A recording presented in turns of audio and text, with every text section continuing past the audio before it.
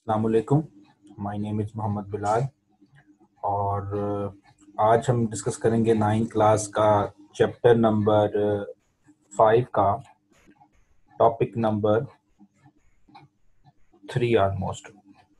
पहले भी ये मैंने रिकॉर्डिंग की थी और लेक्चर की, लेकिन ये मियोसिस वाले की भी और इसके बाद एक टॉपिक है सिग्निफिकेंस ऑफ माइटोसिस और मियोसिस। इनकी पहले भी मैंने रिकॉर्डिंग की थी, लेकिन अनफॉर्चुनेटली क्या हुआ कि उसमें कोई एरर आ गया, इसकी वजह से वो अपलोड नहीं था हुआ। तो फिर सिग्निफिकेंस ऑफ मियोसिस जो है वो ठीक थी स्लाइड, वो अपलोड हो गई है।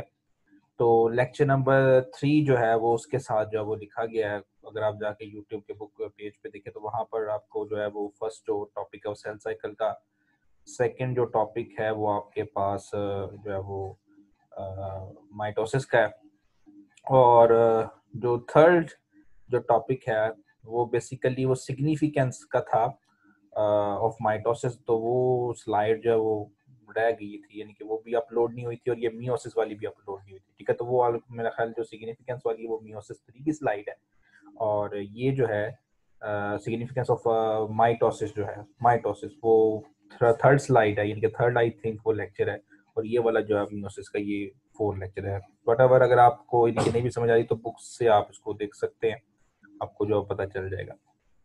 अच्छा, अभी नेक्स्ट जो हमारे पास जो टॉपिक है वो है मियोसिस। तो स्टार्ट करते हैं मियोसिस को। मियोसिस बेसिकली है क्या? तो कहता है कि the word meiosis come from a Greek word meion meaning to make smaller since it results in a reduction in the chromosome number. तो बेसिकली जो टर्म मियोसिस है, ये मियोन ग्रीक जो लेटर है मियोन उससे, यानी कि ये जो टर्म है या ग्रीक जो वर्ड है मियोन उससे ये टर्म जो है वो ड्राइव हुई है। और इससे मुराद क्या होता है कि टू मेक स्मॉलर, यानी कि रिड्यूस होते जाना, छोटे होते जाना या कम होते जाना। जैसे आपने माइटोसिस के बारे में देखा था कि माइटोसिस जो है वो एक ऐसी सेल डिवीजन है जिसके अंदर क्या होता है कि जितने number of chromosome parent cells के अंदर होते हैं उतने ही नंबर ऑफ क्रोमोसोम जो थे वो डॉटर सेल्स के अंदर होते हैं। ठीक है, अगर आपने किसी ने माइटोसिस वाला लेक्चर नहीं देखा तो उसको देख लें। तो माइटोसिस के अंदर बेसिकली होता क्या है कि जितने number of chromosome parental cells में है, ठीक है, उतने ही नंबर ऑफ क्रोमोसोम डिवीजन होने के बाद डॉटर सेल्स के अंदर होते हैं। लेकिन अगर हम मियोसिस की बात करें तो मियोसिस जो है वो थोड़ा सा डिफरेंट है। मियोसिस के अंदर क्या है कि जितने number of chromosome parent cells के अंदर होते हैं उससे हाफ नंबर ऑफ क्रोमोसोम जो है वो डॉटर सेल्स के अंदर होते हैं। फॉर एग्जांपल, कि अगर आपके पेरेंट सेल के अंदर नंबर ऑफ क्रोमोसोम 4 है मियोसिस के केस में, तो जो आने वाली जो न्यू जनरेशन है उसके अंदर ये नंबर ऑफ क्रोमोसोम रिड्यूस होकर कितने हो जाएंगे, कम हो कितने हो जाएंगे, 2 हो जाएंगे। ठीक है, तो माइटोसिस के अंदर जितने number of chromosome parent cell में होते हैं उतने ही डॉटर सेल में होते हैं। लेकिन मियोसिस के केस में ऐसा नहीं है। मियोसिस के केस में क्या होता है कि जितने number of chromosome parent cell में है उससे हाफ जो है वो क्या होते हैं, डॉटर सेल्स के अंदर होते हैं। यहाँ पर अगर आप डेफिनेशन देखें आपकी स्क्रीन के ऊपर, तो यहाँ पर आपको नजर भी आ रहा होगा मियोसिस की डेफिनेशन है। ये आपकी बेसिकली बुक वाली वर्डिंग ही है, आप बुक को इसके साथ मैच करके वहां से निशान भी लगा सकते हो। ठीक है, तो मियोसिस कहते हैं कि meiosis is a process by which one diploid to an eukaryotic cell divide to generate four haploid यानी कि one and daughter cells। ठीक है, तो क्या होता है कि मियोसिस एक ऐसी डिवीजन है जिसके अंदर डिप्लॉइड जो नंबर ऑफ क्रोमोसोम है यूकैरियोटिक सेल के, वो कन्वर्ट हो जाते हैं किसके अंदर, हेप्लॉइड क्रोमोसोम के अंदर। यानी कि जब एक डिप्लॉइड सेल डिवाइड करता है यूकैरियोटिक सेल तो उससे 4 हेप्लॉइड जो है वो क्या बनते हैं, न्यू सेल्स या डॉटर सेल्स बनते हैं। डिप्लॉइड की अब डेफिनेशन थोड़ी सी बताइए। डिप्लॉइड का मतलब क्या होता है? Diploid mean the cell in which the chromosome are in pair homologous pair, while the haploid के बारे में बताया हुआ है। Haploid mean the cell with the half the number of chromosome. Chromosomes are not in the form of pairs. ठीक है, तो याद रखिए कि जो डिप्लॉइड होते हैं, डिप्लॉइड और हेप्लॉइड में फर्क क्या है? ऐसा सेल जिसके पास सिमिलर क्रोमोसोम के 2 सेट्स हो, यानी कि होमोलोगस क्रोमोसोम। आप यूं कह सकते हैं होमोलोगस क्रोमोसोम को समझने के लिए कि हम शक्ल क्रोमोसोम कह सकते हो। ठीक है, तो अगर एक सेल के अंदर एक ही तरह के 2 क्रोमोसोम्स हो तो वो आपस में वो दोनों क्रोमोसोम क्या कहलाते हैं, होमोलोगस। यानी कि जो जीन एक क्रोमोसोम के ऊपर हो वैसे ही जीन्स उसके काउंटर या उसके साथ वाले क्रोमोसोम्स के ऊपर प्रेजेंट हो, तो ऐसे जो क्रोमोसोम है ये आपस में एक दूसरे क्या कहलाते हैं, होमोलोगस क्रोमोसोम कहलाते हैं। ठीक है, और ऐसे सेल जिनके पास एक ही तरह के 2 क्रोमोसोम हो, यानी कि एक ही तरह की क्रोमोसोम के डबल सेट हो, यानी कि एक सेट है और उसी तरह के क्रोमोसोम का एक और सेट है। तो ऐसे जो सेल्स होते हैं वो डिप्लॉइड सेल कहलाते हैं।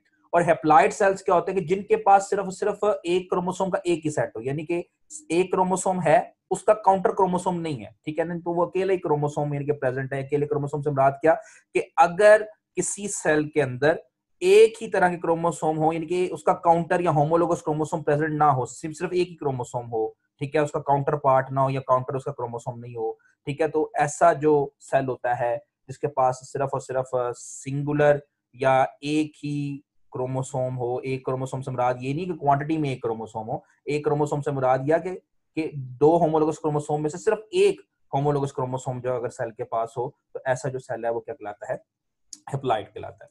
अच्छा, इसके बाद नेक्स्ट इसकी हिस्ट्री है, थोड़ी सी इसको देखते हैं। कहते हैं meiosis was discovered and described for the first time in 1878 by German biologist Oscar Hartwig। तो सबसे पहले यानी कि 1878 के अंदर एक साइंटिस्ट था ऑस्कर हर्टविग, उसने सबसे पहले जो था क्या किया था, इसको मियोसिस को डिस्कवर किया था, ठीक है। एमसीक्यूज पॉइंट ऑफ व्यू से ये इंपॉर्टेंट है, बुक है अगर आपके पास तो आप इसको जो है वो डेट को और साइंटिस्ट के नेम को वहां से आप मार्क भी कर सकते हैं। नेक्स्ट अगर आप बात करें तो मेजर स्टेप्स ऑफ मियोसिस, तो जैसे आपने माइटोसिस पढ़ा है वैसे ही ऑलमोस्ट इसके मियोसिस के स्टेप्स भी हैं, ठीक है।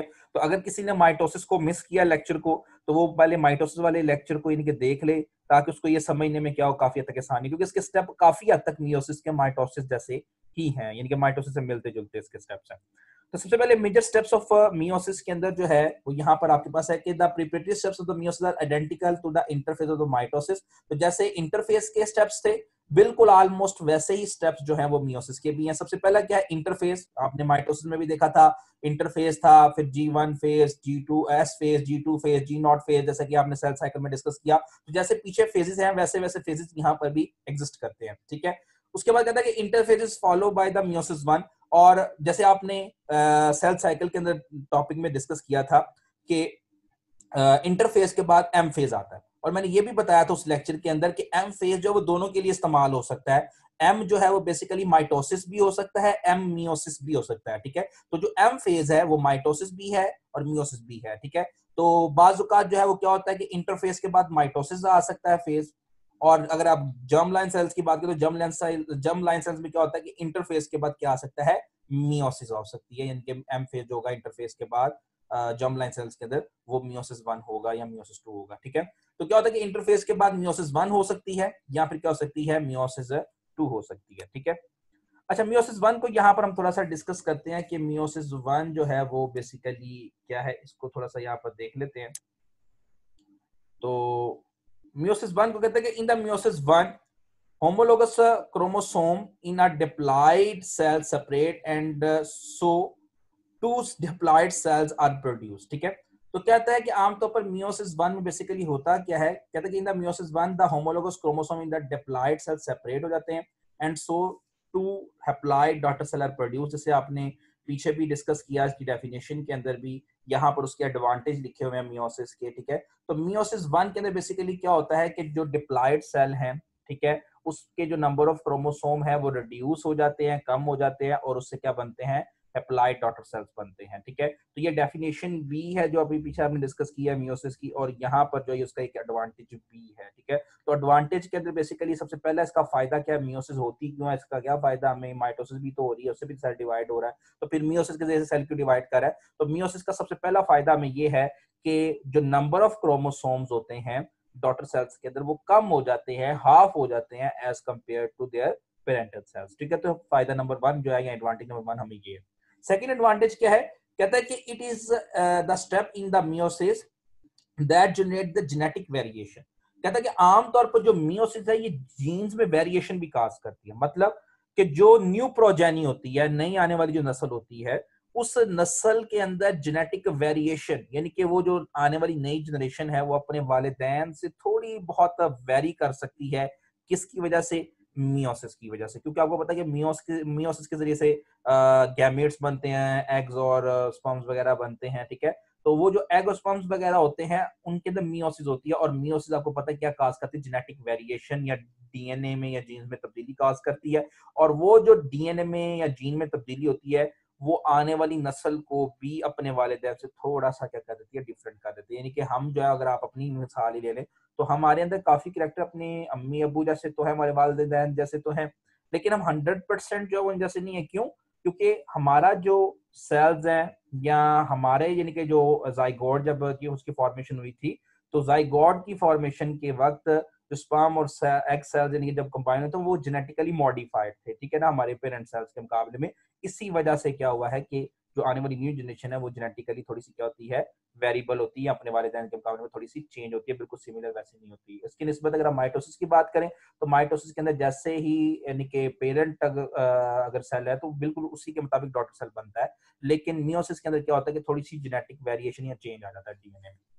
अच्छा, नेक्स्ट माइटोसिस की तरह जो है इसके भी स्टेप्स है, मियोसिस के भी स्टेप्स हैं। अगर आपको नहीं पता है या नहीं याद है तो आप उसको एक मतलब लेक्चर को दोबारा देख लें, माइटोसिस को भी, ठीक है। तो माइटोसिस के जैसे आपने पढ़ा था, कैरियोकाइनेसिस था, साइटोकाइनेसिस था। कैरियोकाइनेसिस मतलब डिवीजन ऑफ न्यूक्लियस, और साइटोकाइनेसिस मतलब डिवीजन ऑफ साइटोप्लाज्म। तो बिल्कुल वही चीजें जो है वैसे यहाँ पर भी हैं। और आपने फिर ये भी वहां पर पढ़ा था कि जो कैरियोकाइनेसिस है मियोसिस माइटोसिस का, उसके अंदर फिर डिफरेंट स्टेजेस थे, जिसमें प्रोफेज था, मेटाफेज था, एनाफेज था, टीलोफेज था। तो बिल्कुल वैसे वैसे स्टेप जो यहाँ पर भी है मियोसिस वन के अंदर। सिर्फ फर्क क्या है कि जो कैरियोकाइनेसिस है मियोसिस वन का, इसके अंदर जो चीजें हैं, अगर आप यहाँ पर स्क्रीन पे देखें तो यहाँ पर नजर आ रहा होगा, यहाँ पर प्रोफेज वन है, मेटाफेज वन है, एनाफेज वन है, टीलोफेज वन है। तो स्टेप वही है जैसा कि आपने माइटोसिस में डिस्कस किए थे, वैसे ही नाम है। सिर्फ फर्क क्या है कि यहाँ पर हमने इसको क्या क्या है, prophase one, metaphase one, anaphase one और टीलोफेज वन के नाम से इसको बुला रहे हैं, ठीक है। तो स्टेप ऑफ मियोसिस के अंदर देखें तो meiosis one occurs in two main steps: karyokinesis, division of nucleus, and cytokinesis, division of cytoplasm, जैसे आपने पीछे भी डिस्कस किया। The karyokinesis of meiosis one is divided into the four steps: prophase one, metaphase one, anaphase one और telophase one। अच्छा, next जो है इसके बाद जो आपके पास स्टेप है, उसमें आपके पास प्रोफेज वन के बारे में कुछ चीजें आ जाती हैं कि प्रोफेज वन बेसिकली है क्या, ठीक है। तो प्रोफेज वन जैसे आपने पहले डिस्कस की हुई थी, माइटोसिस की प्रोफेज डिस्कस की हुई थी, ठीक है। तो ऑलमोस्ट वैसी ही प्रोफेज वन है भी है, इनके जैसे आपने माइटोसिस की प्रोफेज डिस्कस किया, काफी हद तक इसके जो स्टेप्स हैं प्रोफेज के वन के, वो माइटोसिस की प्रोफेज जैसे ही हैं, लेकिन कुछ जगह पर यहाँ पर डेविएशन है, यानी कि कुछ जगहों पर जो है वो स्टेप ऐसे हैं जो कि प्रोफेज जो थी माइटोसिस उसमें वो स्टेप नहीं है, लेकिन यहाँ पर जो है वो स्टेप प्रेजेंट है, ठीक है। तो बेसिकली क्या है कि जो प्रोफेज जो है वो माइटोसिस की थी, वैसे ही प्रोफेज काफी हद तक प्रोफेज वन भी है, लेकिन कुछ स्टेप्स ऐसे हैं जो कि प्रोफेज वन के हैं, और वो प्रोफेज सिंपल प्रोफेज यानी कि माइटोसिस की प्रोफेज में वो स्टेप्स नहीं थे, ठीक है। तो हम उसको देख लेंगे वन बाय वन। सबसे पहले बेसिकली क्या होता है प्रोफेज वन के अंदर, prophase one is the longest phase in the meiosis, ठीक है। तो ये मियोसिस के सबसे लाइन इनके लॉन्गेस्ट फेज है। नंबर टू है कि during this stage chromatin contents into the chromosome. ये वाले स्टेप काफी हद तक आपने पीछे पढ़े भी हुए हैं माइटोसिस की प्रोफेज में, ठीक है। वहां पर भी आपने पढ़ा था कि क्रोमोसोम क्वाइल होते हैं, और chromatin material sorry chromatin material coil होने के बाद क्या बना देता है, क्रोमोसोम बना देता है, ठीक है। तो यहाँ पर भी माइटोसिस के प्रोफेज की तरह क्या होता है कि क्रोमेटिन मटेरियल जो है वो कंडेंस अप होके क्वाइल होके क्या बना देता है, क्रोमोसोम बना देता है। थर्ड पॉइंट है the homologous chromosome line up with each other and form a pair by a process called synapsis, ठीक है। तो बेसिकली अगर आप यहाँ पर अपनी स्क्रीन पे देखें, यहाँ पर साइड पे जो डायग्राम बनाई, इस डायग्राम को अगर आप गौर से देखें, तो इस डायग्राम में क्या है कि ये आपके पास दो होमोलोगस क्रोमोसोम है, एक ब्राउन कलर का और एक ब्लू कलर का। ये आपकी बुक वाली डायग्राम ही ऑलमोस्ट, ठीक है। तो बेसिकली क्या है कि ये दो आपके पास क्रोमोसोम है, और ये दोनों के दोनों क्रोमोसोम आपस में क्या कहलाते हैं, होमोलोगस क्रोमोसोम कहलाते हैं, ठीक है। और ये जो होमोलोगस क्रोमोसोम की जो पेयरिंग है, इसको हम कहते हैं साइनेप्सिस कहते हैं। यानी कि ये जो होमोलोगस क्रोमोसोम ने आपस में पेयर बनाया हुआ, ये पेयर यानी कि ये पूरे का पूरा जो आपस में पेयर बना के जुड़े हुए हैं, इनकी जो पेयरिंग होती है इसको कहते हैं साइनेप्सिस कहते हैं, ठीक है। याद रखिएगा साइनेप्सिस की डेफिनेशन को, एक और जगह पे भी बायोलॉजी में टर्म यूज होती है साइनेप्सिस, लेकिन वो आपकी क्लास में नहीं है। वो बेसिकली जो है वो एफएससी पार्ट 2 की मेरा ख्याल जो क्लास है उसके अंदर साइनेप्सिस है। साइनेप्सिस जो है बेसिकली वो एक और जगह को भी कहते हैं। बाजू का क्या होता है कि जिस जगह पे दो नर्व सेल यानी कि हमारे ब्रेन के सेल जिस जगह पे आपस में कंबाइन करते हैं, तो वहां पर जो जंक्शन बनता है उसको भी हम साइनेप्सिस कहते हैं, लेकिन उसके स्पेलिंग में SYNAPESES आई थिंक वो साइनेप्सिस, ये SIS वाला साइनेप्सिस है, ठीक है। तो जो SIS वाला साइनेप्सिस होता है वो बेसिकली क्रोमोसोम का जंक्शन होता है, वो बेसिकली न्यूरॉन सेल का जंक्शन नहीं होता है, ठीक है। तो जिसके अंदर SIS आता है, ठीक है, वो कौन सा जंक्शन है, क्या कहते हैं होमोलोगस क्रोमोसोम के दरमियान का जंक्शन है, ठीक है। तो अगर आप बात करें यहाँ पर ये जो आपकी स्क्रीन पे नजर आ रहा है कि ब्लू और स्काई ब्लू और ये जो ब्राउन कलर के जो दो क्रोमोसोम है, ये आपस में क्या बनाए हैं इन्होंने, होमोलोगस पेयर, यहाँ इनके दरमियान में होमोलोगस पेयरिंग हुई है, जंक्शन बना हुआ है, ठीक है। अच्छा, उसके बाद फोर्थ पॉइंट है, each pair of the homologous chromosome is called bivalent, ठीक है। कि अगर आप देखें तो आपके पास ये दो होमोलोगस क्रोमोसोम है, एक ब्राउन वाला यहाँ पर दिखाया हुआ है, सॉरी, ठीक है, एक जो वो आपके पास यहाँ पर ब्राउन वाला दिखाया हुआ है, एक यहाँ पर क्या दिखाया हुआ है, ब्लू वाला दिखाया हुआ है, ठीक है। जो ब्राउन वाला है, ठीक है, ये वाला भी बाइवेलेंट है पूरे का पूरा क्रोमोसोम, क्योंकि एक बाइवेलेंट में क्या होता है, एक बाइवेलेंट के अंदर दो क्रोमाटिड होते हैं, ठीक है ना। तो अगर आप देखें तो ये भी एक क्रोमाटिड है, यहाँ पर नजर आ रहा होगा, ये सारे का सारा एक क्रोमाटिड है, ठीक है। इसी तरह इसी क्रोमोसोम के ऊपर ये वाला क्या है, दूसरा क्रोमाटिड है, ये वाला, ये सारे का सारा दूसरा क्रोमाटिड है, ये आप मेरा एरो देख रहे हो, ठीक है। तो बेसिकली क्या है कि एक जो होमोलोगस क्रोमोसोम होता है, अगर आप यहाँ पर देखो तो ये पूरे का पूरा एक होमोलोगस क्रोमोसोम है, ठीक है। तो एक होमोलोगस क्रोमोसोम के ऊपर क्या होता है कि दो क्रोमाटिड होते हैं, ठीक है। तो इसलिए हम इसको कहते हैं बाइवेलेंट, बाई से मुराद दो, ठीक है, और यहाँ पर क्या, क्योंकि दो क्रोमाटिड है तो इसलिए हम इसको बाइवेलेंट कहते हैं, ठीक है। अब क्या होता है कि टेट्राड क्या होता है, कहते हैं each bivalent has a 4 chromatid, so it may be also called as tetrad. Sorry जरा ये थोड़ा सा एक मिसकंसेप्शन, कहते हैं कि बेसिकली क्या होता है कि ये दो होमोलोगस क्रोमोसोम है, ये वाला होमोलोगस क्रोमोसोम और ये वाला होमोलोगस क्रोमोसोम, सॉरी, ये दोनों बाइवेलेंट है, ठीक है, वो मैंने क्रोमाटिड कह दिया। ये जो दोनों के दोनों होमोलोगस क्रोमोसोम है, ये आपस में क्या है, बाइवेलेंट है, और इसके जितने भी क्रोमाटिड्स हैं, ये मान के 1 2 3 4 चार क्रोमाटिड है, तो चार को टेट्रा कहते हैं, ठीक है। तो चार क्रोमाटिड है तो ये आपस में क्या बनाते हैं, टेट्राड बनाते हैं, ठीक है। तो दो जो होमोलोगस क्रोमोसोम है, ये वाला और ये वाला, इनकी ये जो दोनों आपस में होमोलोगस क्रोमोसोम है, ये बाइवेलेंट है, ठीक है। और इसके अंदर ये जो टोटल चार क्रोमाटिड्स है, ये आपस में मिलकर क्या बनाते हैं, टेट्राड बनाते हैं, ठीक है। उसके बाद अगर आप इसी पिक्चर में देखें तो ये होमोलोगस क्रोमोसोम जिस एरिया से आपस में इन्होंने ज्वाइन किया हुआ है, नेक्स्ट जाके यही एरिया से क्या होता है, इनका क्रॉसिंग ओवर हो जाता है, मतलब कि यहाँ से डीएनए का कुछ सेगमेंट जो आपस में क्या रहता है, शफल हो जाता है, ठीक है। तो डीएनए का जो सेगमेंट आपस में शफल हुआ है दो sister chromatid, non sister chromatids के दरमियान, यानी कि अगर आप देखें तो ये स्काई ब्लू वाला क्रोमेटिड और ये ब्राउन वाला क्रोमेटिड, ये दोनों के दोनों आपस में नॉन सिस्टर है, ठीक है ना। ये वाले जो दोनों क्रोमेटिड हैं, ये सिस्टर क्रोमेटिड्स हैं, एक ही क्रोमोसोम के दो क्रोमेटिड सिस्टर होते हैं, और दो जो डिफरेंट क्रोमोसोम के जो क्रोमेटिड्स होते हैं वो क्या होता है, नॉन सिस्टर, ठीक है। तो जो नॉन सिस्टर क्रोमेटिड्स के अंदर जो डीएनए का पीस जो एक्सचेंज हुआ है, ये वाला, ठीक है, ये जो डीएनए का पीस एक्सचेंज हुआ है, आप यहाँ पर स्क्रीन पे देख सकते हैं मेरे एरो को, ठीक है। तो ये जो डीएनए का पीस एक्सचेंज हुआ आप देख रहे हो, कुछ हिस्सा यहाँ से उतर इधर पे आ गया, कुछ हिस्सा यहाँ से इधर आ गया डीएनए का, तो ये बेसिकली क्या कहलाता है, क्रॉसिंग ओवर कहलाता है। इसको हम आगे जाके भी डिस्कस भी करेंगे, क्रॉसिंग ओवर होता क्या है। नेक्स्ट देखें तो कहता है कि the two non sister chromatid, जैसे भी मेरे पीछे भी कहा कि the two non sister chromatids of the homologous chromosome join each other at a certain point along their length. These point of attachment are called chiasmata, ठीक है। आप पीछे स्क्रीन पे देखें तो बेसिकली क्या होता है कि ये जो होमोलोगस क्रोमोसोम है कुछ पॉइंट से आपस में अटैच होता है। अगर आप देखें यहाँ पर तो दो जो नॉन सिस्टर क्रोमेटिड्स हैं, यानी कि ये भी नॉन सिस्टर है और ये भी नॉन सिस्टर है, ठीक है। तो जो दो नॉन सिस्टर क्रोमेटिड्स है डिफरेंट जगह से आपस में क्या होते हैं, अटैच होते हैं, ठीक है। और इस अटैचमेंट को बेसिकली हम क्या कहते हैं, chiasmata कहते हैं, ठीक है। नेक्स्ट देखते हैं chiasmata के बाद 6 नंबर पे जो पॉइंट है वो क्रॉसिंग ओवर की डेफिनेशन है। कहता है कि in the next stage the non sister chromatids of the homologous chromosome exchange their segment and the phenomena is called as crossing over, ठीक है। अगर आप पीछे देखें फिर उसी पिक्चर को, तो जहां से क्रॉसिंग ओवर हुई थी, आप ये देखें मेरे एरो को, ठीक है।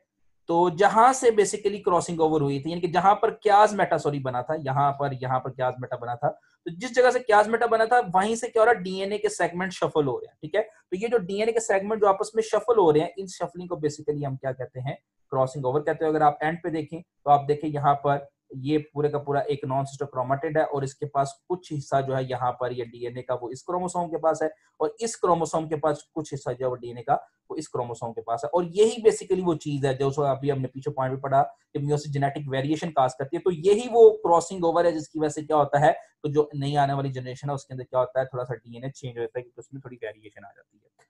अच्छा, नेक्स्ट जो है वो हम देखते हैं 7th नंबर का जो पॉइंट आपके यहाँ पर दिया हुआ है, ठीक है। तो कहता है कि chromosome condense further the nucleoli disappear and the nuclear envelope disintegrate, ठीक है। तो प्रोफेज 1 के अंदर ही बिल्कुल प्रोफेज जो माइटोसिस का प्रोफेज है उसकी तरह प्रोफेज 1 में भी क्या होता है कि न्यूक्लियोलाई डिसअपियर हो जाता है। प्रोफेज में भी आपने पढ़ा था माइटोसिस का जो प्रोफेज उसमें भी न्यूक्लियोलाई डिसअपियर हो जाता है, यहाँ पर भी न्यूक्लियोलाई डिसअपियर हो जाता है, वहां पर भी न्यूक्लियर इनवेलप डिसअपियर यानी कि न्यूक्लियस की बाउंड बाहर वाली बाउंड्री डिसअपियर हो जाती थी, यहाँ पर भी क्या होता है कि न्यूक्लियस के बाहर वाली बाउंड्री डिसअपीयर हो जाती है और डिसइंटीग्रेट कर जाती है, ठीक है।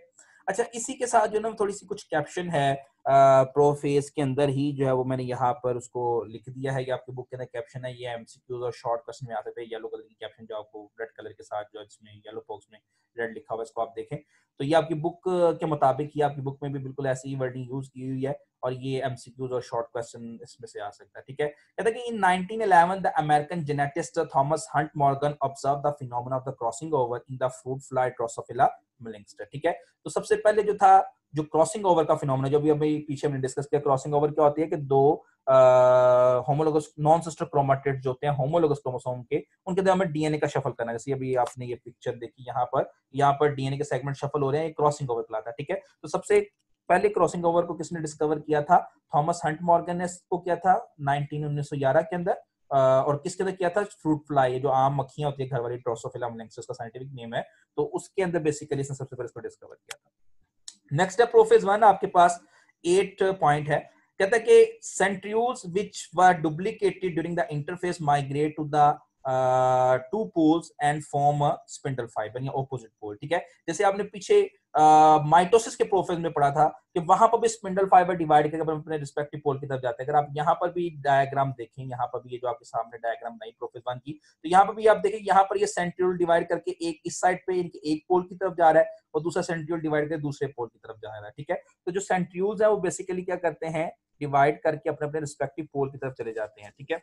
उसके बाद जब सेंट्रियोल्स अपने रिस्पेक्टिव पोल की तरफ चले जाते हैं तो आपको ये भी पता है, पीछे आपने माइटोसिस के प्रोफेज में पढ़ा था, तो फिर सेंट्रियोल से क्या चीज निकलती है? स्पिंडल फाइबर्स निकलते हैं। यानी कि यहाँ पर ये आपको धागे की तरह की या थ्रेड लाइक जो स्ट्रक्चर नजर आ रहे हैं, इनको कहते हैं हम स्पिंडल फाइबर्स कहते हैं, ठीक है। तो जो स्पिंडल फाइबर्स है ये दो तरह के होते हैं, ठीक है। एक होते हैं काइनेटोकोर स्पिंडल फाइबर, ये भी आपने पीछे माइटोसिस के प्रोफाइल में डिस्कस किया हुआ, और एक होते हैं नॉन काइनेटोकोर स्पिंडल फाइबर। मैं फिर से यहाँ पर रिपीट कर देता हूँ कि काइनेटोकोर स्पिंडल फाइबर क्या होते हैं और नॉन काइनेटोकोर स्पिंडल फाइबर क्या होते हैं। काइनेटोकोर स्पिंडल फाइबर ऐसे स्पिंडल फाइबर होते हैं जो क्या करते हैं कि होमोलोगस क्रोमोसोम के काइनेटोकोर के साथ जाकर अटैच होते हैं। आपको याद होगा, आपने माइटोसिस में भी पीछे डिस्कस किया था कि जो क्रोमोसोम होता है किसका, ये जो क्रोमोसोम का जो सेंट्रोमियर होता है, इसके ऊपर एक खास किस्म की प्रोटीन होती है, उस प्रोटीन को काइनेटोकोर कहते हैं, ठीक है। तो वो स्पिंडल फाइबर जो कि इस सेंट्रोमियर के ऊपर, ये जो ब्लू कलर की आपको नजर आ रही होगी यहाँ पर, उसका ये ब्लू कलर की प्रोटीन है, ठीक है। तो जो बेसिकली क्या होता है कि ऐसे सेंट्रियोल, ठीक है, यानी कि ऐसा क्रोमोसोम जिसके सेंट्रियोल के ऊपर खास किस्म की प्रोटीन अटैच होती है, उसको कहते हैं काइनेटोकोर प्रोटीन। और अगर कोई स्पिंडल फाइबर इस काइनेटोकोर प्रोटीन के साथ अटैच होता है तो वो स्पिंडल फाइबर क्या कहलाता है? काइनेटोकोर स्पिंडल फाइबर कहलाता है, ठीक है। तो यहाँ पर काइनेटोकोर स्पिंडल फाइबर की डेफिनेशन भी लिखी हुई है। 10th पॉइंट है non kinetochore spindle fibre. Simple है कि जो स्पिंडल फाइबर जो है वो इस काइनेटोकोर के साथ अटैच नहीं होगा, बल्कि क्या होगा कि ऑपोजिट साइड के स्पिंडल फाइबर के साथ अटैच होगा। आप यहाँ पर देखें तो यहाँ से कुछ स्पिंडल फाइबर्स निकल रही है इस सेंट्रियोल से, ठीक है, और इसी तरह क्या हो रहा है कि इस सेंट्रियोल से भी कुछ स्पिंडल फाइबर्स निकल रहे हैं, ठीक है। तो ये क्या कर रहा है कि एक साइड का जो स्पिंडल फाइबर, अगर आप मेरे एरो को देख रहे हो तो एक साइड का जो स्पिंडल फाइबर है वो क्या कर रहा है, ऑपोजिट साइड के स्पिंडल फाइबर के साथ जाके जुड़ गया हुआ, ठीक है। तो ये जो स्पिंडल फाइबर हैं जो कि ऑपोजिट साइड के स्पिंडल फाइबर के साथ जुड़े हुए हैं, इन स्पिंडल फाइबर्स को हम कहते हैं नॉन काइनेटोकोर स्पिंडल फाइबर, क्योंकि ये क्रोमोसोम के काइनेटोकोर के साथ जुड़े हुए नहीं है बल्कि आपस में जुड़े हुए हैं, ठीक है।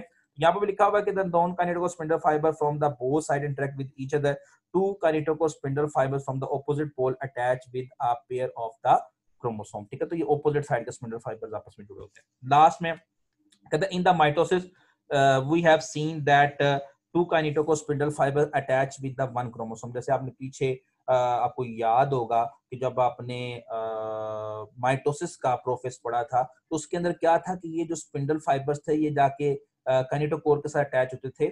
होमोलोगस क्रोमोसोम वहां पर नहीं होते थे, बल्कि क्या होता था कि एक ही क्रोमोसोम है। लेट्स सपोज अगर मैं यहाँ पर भी बताऊं आपको तो यही वाला क्रोमोसोम है, तो एक क्रोमोसोम के अंदर नॉन काइनेटोकोर स्पिंडल फाइबर यहाँ पर अटैच हो गया और दूसरा साइड से आके इस वाले क्रोमोसोम के साथ अटैच, ये रेड वाले के साथ ये अटैच होना था। ये ब्लू वाले ने यहाँ पर होना ही नहीं था, वो नीचे इसके हो सकता था या आजू बाजू में कहीं पर भी हो सकता था, लेकिन इन्होंने आपस में पेयर नहीं था बनाना, ठीक है। तो माइटोसिस के केस के अंदर क्या होता है कि जो ऑपोजिट साइड के जो स्पिंडल फाइबर्स होते हैं वो क्या होते हैं कि एक ही क्रोमोसोम के काइनेटोकोर के साथ जुड़े होते हैं। लेकिन यहाँ पर क्या है कि आपके पास अब यहाँ पर इस केस में क्या है कि दो होमोलोगस क्रोमोसोम पेयर में, यानी कि यहाँ पर अगर आप देखें दो होमोलोगस क्रोमोसोम आपस में क्या है, पेयर के अंदर मौजूद है, ठीक है। तो अब यहाँ पर ऐसा नहीं होगा, अब क्या होगा कि एक साइड से जो स्पिंडल फाइबर आएगा वो इस काइनेटोकोर के साथ अटैच हो जाएगा, और जो दूसरी साइड से स्पिंडल फाइबर आएगा वो दूसरे क्रोमोसोम होमोलोगस क्रोमोसोम के साथ अटैच हो जाएगा, ठीक है।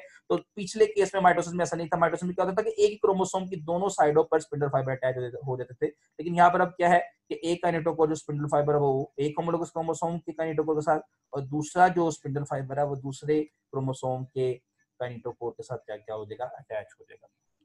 नेक्स्ट जो है वो आपके पास मेटाफेज है।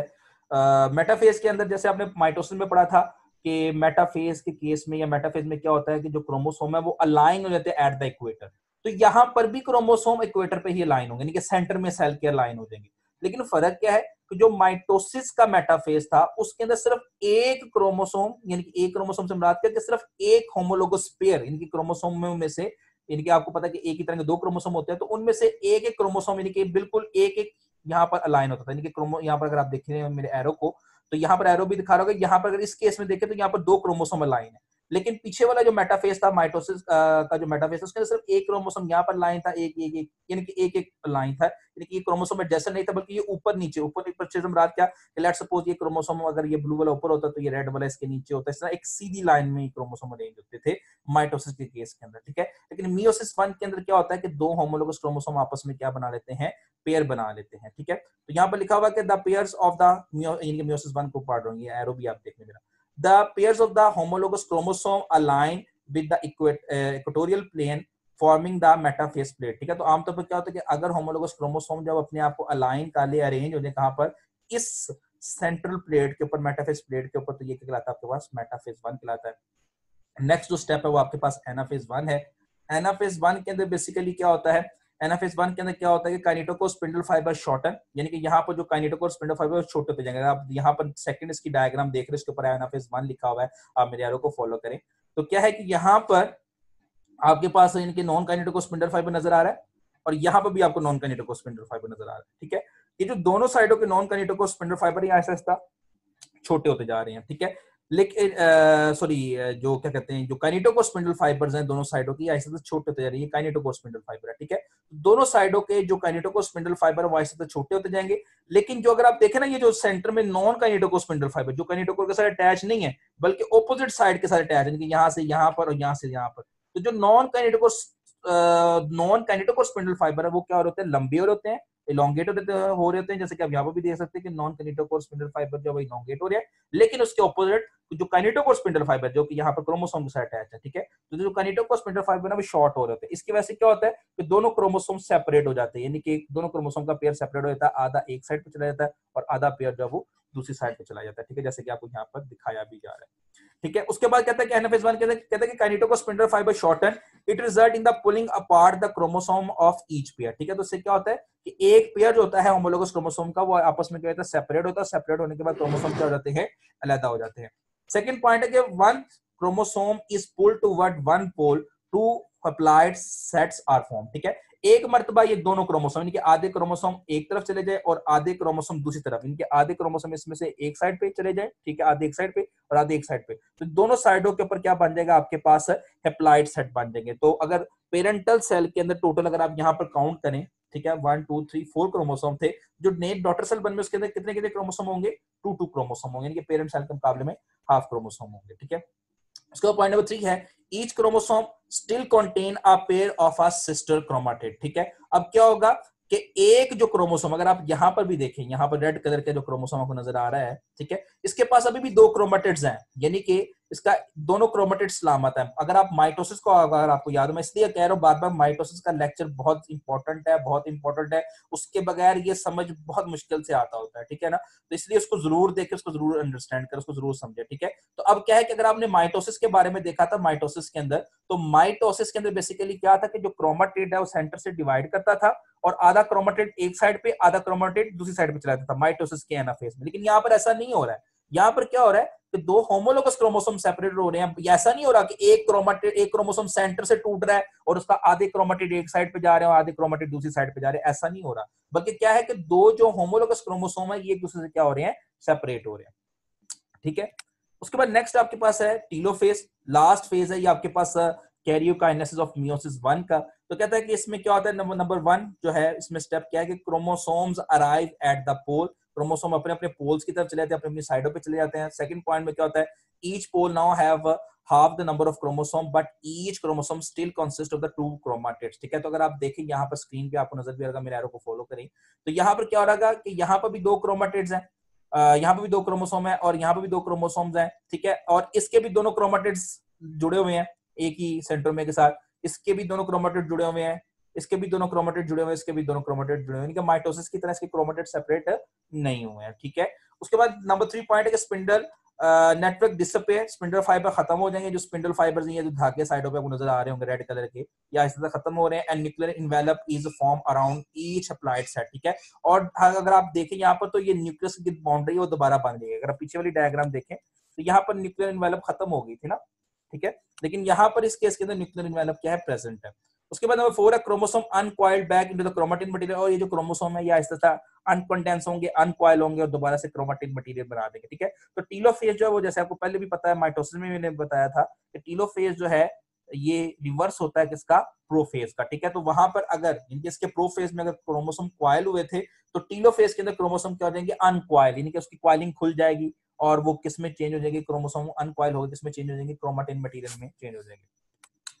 नेक्स्ट जो है उसका साइटोकाइनेसिस वन है। ठीक है, कि इसके बाद आपको पता है कि जब एक मर्तबा, आपने माइटोसिस में भी पढ़ा है कि जब एक मर्तबा सेल डिवाइड कर जाता है तो उसकी जो है वो कैरियोकाइनेसिस जो है कंप्लीट हो जाती है। तो कैरियोकाइनेसिस के बाद फिर साइटोप्लाज्म की डिवीजन स्टार्ट होती है, और आपको पता है कि साइटोप्लाज्म की डिवीजन जो है वो आपके पास साइटोकाइनेसिस कहलाती है। और आपने ये भी पढ़ा था साइटोकाइनेसिस जो है प्लांट सेल में भी आप माइटोसिस में पढ़ चुके हो, एनिमल सेल में भी आप साइटोकाइनेसिस पढ़ चुके हो। तो ऑलमोस्ट जो साइटोकाइनेसिस होती है मियोसिस की वो माइटोसिस जैसी, यानी जैसे माइटोसिस की साइटोकाइनेसिस है, काफी हद तक मियोसिस की भी साइटोकाइनेसिस, बल्कि काफी हद तक होती ही वैसे ही है माइटोसिस की जो है कैरियोकाइनेसिस साइटोकाइनेसिस। ठीक है, तो अगर आपने साइटोकाइनेसिस जो है वो उसका डिस्कस नहीं किया हुआ है माइटोसिस का, तो आप उसका साइटोकाइनेसिस जो है वो जाके मतलब डिस्कस कर सकते हैं, या उसको आप लेक्चर वो देख सकते हैं। ठीक है, तो साइटोकाइनेसिस जो है वो अगर आप देखें इसके पॉइंट लिखे हुए हैं, the pinching of the cell membrane into the animal cell. आपको इनके जब मैंने माइटोसिस का साइटोकाइनेसिस पढ़ाया था तो उसमें भी आपने देखा था कि दो जो सेल्स हैं, इनकी एक जो सेल है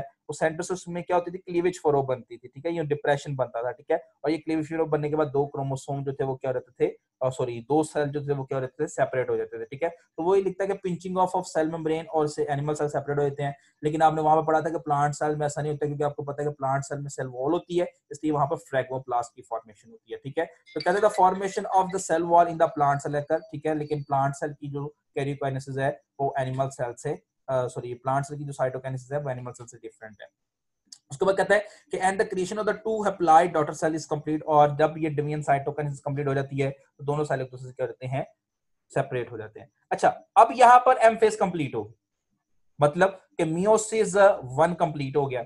अब मियोसिस के 2 स्टेप्स हैं, मियोसिस 2 टाइम्स होती है। एक जो मियोसिस होती है उसको मियोसिस 1 कहते हैं। मियोसिस 1 जैसे ही कंप्लीट होती है तो इंटरफेज आता है, इंटरफेज के बाद जब फिर से डिवीजन होती है तो मियोसिस 2 कहलाता है। ठीक है ना, तो अब आपके पास अभी तक जो आपने पढ़ा है ये आपके पास मियोसिस 1 कंप्लीट हुआ, मियोसिस 2 अभी आपने डिस्कस करना है। ठीक है ना, तो मियोसिस 2 जो इसको हम देखते हैं, कहता है कि इंटरकाइनेसिस और मियोसिस इंटरफेज 2 कहता है क्या होता है, कहता है after the meiosis 1 both haploid daughter cells enter a period of rest known as the interkinesis और interphase 2। ये डेफिनेशन भी इंटरकाइनेसिस की और इंटरफेस की, इसको आपने अच्छे से याद भी करना है। तो कहता है कि जैसे एक मतलब मियोसिस 1 कंप्लीट हो जाती है तो आपको पता है कि जैसे ही एम फेज कंप्लीट होता है सेल कौन से फेज में जाता था, इंटरफेज में। तो इसी तरह जब मियोसिस 1 मियोसिस यहाँ पे कंप्लीट हो जाएगी तो फिर जो है वो सेल किस फेज में चला जाएगा, इंटरफेज में चला जाएगा। सेकंड पॉइंट है the interphase 2 is different from the interphase of the mitosis and meiosis 1। ठीक है, कहता है कि आमतौर पर जो इंटरफेस 2 होता है वो माइटोसिस के और मेयोसिस 1 के इंटरफेस थोड़ा सा मुख्तलिफ होता है। उसके बाद कहता है कि यहाँ पर एक ये एमसीक्यूज भी आया हुआ है, जो थर्ड पॉइंट है ना यहाँ पर, ये बोर्ड का के अंदर एमसीक्यूज भी आया हुआ है। कहता है कि there is no S phase and so there is no duplication of chromosome during this stage. कहता है कि जो बेसिकली साइटोकाइनेसिस होती है इसके अंदर कोई भी एस फेज नहीं है। क्यों एस फेज नहीं है, आपको पता, आपने पीछे पढ़ा हुआ है सेल साइकिल के अंदर कि G1 फेज आती थी, G1 फेज के बाद एस फेज आती थी, फिर G2 फेज आती थी, और फिर आपने G0 फेज भी पढ़ी हुई है। ठीक है, तो ये जो बेसिकली मियोसिस होती है, मियोसिस 1 के बाद जो साइटोकाइनेसिस होती है, सॉरी मियोसिस 1 के बाद जो इंटरकाइनेसिस होती है इसके अंदर एस फेज होता ही नहीं है। यानी कि मियोसिस 1 के बाद जो इंटरफेज आती है इसके अंदर एस फेज होता ही नहीं, कि G1 फेज है उसके बाद डायरेक्ट G2 फेज है, एस फेज है ही नहीं। अब क्वेश्चन पता होता है ऐसा क्यों है। अच्छा, इसका आंसर ये पीछे ही मैं आपको पिक्चर के पास ले जाता हूँ। अच्छा, यहां पर अगर आप देखें ये वाली एनाफेज 1 में, आप मेरे एरो को फॉलो करें, तो यहां पर अगर आप गौर से देखें तो यहां पर जो क्रोमोसोम है वो उसके दोनों क्रोमेटिड्स जुड़े हुए हैं, सेपरेट नहीं है, ठीक है ना। यानी कि अगर आप इसको मैं आगे वाली पिक्चर में भी दिखा दूं, यहां पर अगर आप टीलोफेज में भी देखें तो ये वाला एक क्रोमेटिड है, ये वाला दूसरा क्रोमेटिड है, दोनों के दो क्रोमेटिड जुड़े हुए हैं, सेपरेट नहीं हुए। जो माइटोसिस के बाद इंटरफेस आता था पिछले केस में, उसके अंदर सिर्फ एक क्रोमेटिड होता था और एक क्रोमेटिड अपने साथ अलग क्रोमेटिड बनाता था। तो इसलिए आपको पता है कि एस्ट्रेज में होता क्या है कि एक क्रोमेटिड जब अपने साथ वाले क्रोमेटिड बना ले, एक और क्रोमेटिड बनाने की, एक क्रोमेटिड है, ये एक क्रोमेटिड अपने साथ वाला एक नया क्रोमेटिड बना ले, डुप्लीकेट कर ले, तो ऐसा जो बेसिकली क्रोमोसोम होता है, इनके ऐसा जो इनके ऐसा केस को हम कहते हैं एस फेज कहते हैं, ठीक है ना। तो अब यहाँ पर एक क्रोमोसोम तो ऑलरेडी डुप्लीकेटेड है, उसको मजीद डुप्लीकेट करने की जरूरत तो नहीं है, यानी कि उसके क्रोमेटिड तो ऑलरेडी 2 है, उसको मजीद तो नहीं बढ़ाना, ठीक है। तो इसलिए जो मियोसिस 1 के बाद जो इंटरफेज होता है इसके अंदर क्या नहीं होता है, इसके अंदर यानी कि मियोसिस के बाद का जो इंटरफेज है इसके अंदर एस फेज नहीं होता। हाँ, मियोसिस 2 के बाद जो इंटरफेज होगा उसमें एस फेज होता है, लेकिन मियोसिस 1 के बाद जो इंटरफेज होगा उसमें एस फेज नहीं होता है। अच्छा, नेक्स्ट जो है वो हम अपने टॉपिक की तरफ चलते हैं, मियोसिस 2 की तरफ। अच्छा, मियोसिस 2 जो है काफी हद तक ये माइटोसिस जैसा ही है, तकरीबन 100% ऑलमोस्ट आप कह सकते हैं कि ये माइटोसिस जैसा ही, यानी कि जिस जिस बच्चे ने माइटोसिस पढ़ा हुआ है वो मियोसिस 2 भी बिल्कुल वैसा ही है ऑलमोस्ट, ठीक है। और इसकी बहुत ज्यादा डिटेल भी आपकी बुक में नहीं दी हुई है, जितनी जितनी आपकी बुक में लिखा हुआ है मैंने उतना लिखा हुआ है, ठीक है। उसके ज्यादा अलावा मैंने ज्यादा एक्स्ट्रा इसमें कुछ ऐड नहीं किया है, ठीक है। तो आप अगर अपनी बुक से भी इसको मैच करके देखेंगे तो वहां से भी आपको ये टॉपिक जो है वो मिल जाएंगे। तो यहाँ पर मियोसिस 2 को देखा जाता है कि it is the second part of the meiosis and is the similar to the mitosis, जैसे यहाँ पे बता दिया, आपकी बुक में भी लिखा हुआ है, तो ये बिल्कुल माइटोसिस जैसा ही है। अगर आप देखें तो यहाँ पर एक साइड पे जो है वो आपके पास मियोसिस है, ठीक है, 2, और एक साइड पे आपके पास है ये माइटोसिस है, ठीक है। तो जैसे जैसे डिवीजन माइटोसिस के अंदर हो रही है, ठीक है, वैसे वैसे मियोसिस, आप मेरे एरो को देखते जाएं। तो अगर आप यहाँ पर देखें माइटोसिस के केस में, तो माइटोसिस के केस में भी क्या हो रहा है कि क्रोमोसोम जो है वो सेंटर से डिवाइड कर रहे हैं, ठीक है, और क्रोमेटिड सेपरेट होके अपने अपने रिस्पेक्टिव, ये क्रोमेटिड अलग हो गया, ये वाला क्रोमेटिड अलग हो गया, तो अपने रिस्पेक्टिव पोल की तरफ जा रहा है। और मियोसिस 2 में भी ऐसा ही हो रहा है कि सेंटर से क्रोमेटिड टूट के जो है वो क्रोमेटिड अपने रिस्पेक्टिव पोल में जा रहा है। लेकिन मियोसिस में ऐसा नहीं हुआ, मियोसिस 2 में ऐसा नहीं हुआ। अगर आप पीछे देखें ना तो मियोसिस 2 जो थी उसमें ऐसा नहीं हुआ है, सॉरी मियोसिस 2 कह रहा हूं, मियोसिस 1 में ऐसा नहीं हुआ है, ठीक है। तो अगर आप पीछे वाली ये पिक्चर देखें तो यहाँ पर यह है वाला, यहाँ पर दोनों होमोलोगस क्रोमोसोम सेपरेट हुए, क्रोमेटिड सेपरेट नहीं हुआ। लेकिन यहाँ पर अगर आप देखें यहाँ पर, तो यहाँ पर क्या हुआ है, एक एक क्रोमेटिड सेपरेट हो गया दूसरे से, ठीक है। तो इसके भी वैसे ही फेज है, ठीक है, प्रोफेज 2 है, मेटाफेज 2 है, एनाफेज 2 है, टीलोफेज 2 है। तो मियोसिस 1 की जो फेज है उनको प्रोफेज 1, मेटाफेज 1, एनाफेज 1, टीलोफेज 1 कहते हैं। और मियोसिस 2 की जो फेज उसको prophase 2, metaphase 2, anaphase 2 and telophase 2, वही चीजें हैं जो पीछे आप पढ़ते आ रहे हैं, साल मोस्ट। अच्छा, उसके बाद जो है मियोसिस 2 के अंदर प्रोफेज 2 है, तो प्रोफेज 2 के अंदर लिखता है, कहता है कि prophase 2 takes much less time compared to the prophase 1, कहता है प्रोफेज 2 जो है वो कम जल्दी कंप्लीट हो जाती है प्रोफेज 1 के मुकाबले, यानी कि प्रोफेज 1 थोड़ी लेंथी होती है, प्रोफेज 2 आराम से होती है, क्योंकि प्रोफेज 1 में आपको पता है क्रॉसिंग ओवर क्या बेटा बनता है, इसमें ऐसा कुछ नहीं होता है। उसमें नंबर 2 है, इन दिस फेज, अगर आप मेरे एरो को फॉलो करें, in this phase nucleoli and nuclear envelope disappear, वही बात जो माइटोसिस में भी पड़ी है, मियोसिस के प्रोफेज में पड़ी है, और इसके प्रोफेज में भी वही है कि न्यूक्लियोलाइड डिसअपीयर हो जाता है, न्यूक्लियर एनवेलप, न्यूक्लियस के बाद बॉन्डिंग भी खत्म हो जाती है, क्रोमेटिन कंडेंस होके क्रोमोसोम में चेंज हो जाता है, वही बात। नंबर 3 है, centriole move to the polar region and make the spindle fiber, वही बात कि सेंट्रियोल डिवाइड करके अपने रिस्पेक्टिव पोल की तरफ चले जाते हैं, वहां से स्पिंडल फाइबर निकलते हैं।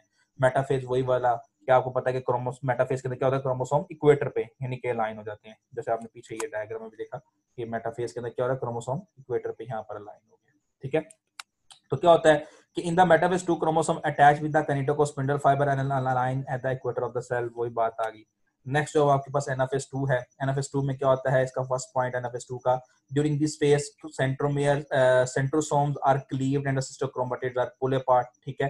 तो अगर आप ये पीछे वाली पिक्चर देखें, ठीक है, तो यहाँ पर भी क्या होगा कि इस एनाफेज 2 के अंदर क्या होता है कि जो क्रोमेटिड्स है वो सेपरेट होकर अपने अपने रिस्पेक्टिव पोल की तरफ चले जाते हैं, ठीक है। तो अगर आपने पीछे देखा है जैसे कि यहाँ पर भी आप पिक्चर में भी देख रहे हैं, क्रोमेटिड सेपरेट हुए और अपने अपने रिस्पेक्टिव पोल की तरफ चले गए। तो एनाफेज 2 में क्या होता है, क्रोमेटिड सेपरेट होकर अपने रिस्पेक्टिव पोल की तरफ चले जाते हैं। नेक्स्ट है नंबर 2 है, the sister chromatids are now called sister chromosome and they are pulled toward the opposite pole, और ये जो क्रोमेटिड सेपरेट हुए हैं जब ये क्रोमेटिड सेपरेट हो जाएंगे तो इस साइड वाला क्रोमेटिड भी अपने जैसा नया क्रोमेटिड बना देगा एस फेज में डुप्लीकेट होने के बाद, क्योंकि मैंने ये बताया कि मियोसिस 2 में एस फेज होता है। मियोसिस 2 के बाद जो इंटरफेज आता है उसमें एस फेज होता है, लेकिन मियोसिस 1 के बाद जो इंटरफेज आता है उसमें एस फेज नहीं होता है, ठीक है। तो जब मियोसिस 2 के अंदर सिस्टर क्रोमेटिड सेपरेट हो जाएंगे तो हर एक सिस्टर क्रोमेटिड अपने साथ वाला क्या बना लेगा, नया क्रोमेटिड बना लेगा। तो ये वाला भी नया क्रोमेटिड बना लेगा क्रोमोसोम, दूसरे वाला भी नया क्रोमोसोम बना लेगा।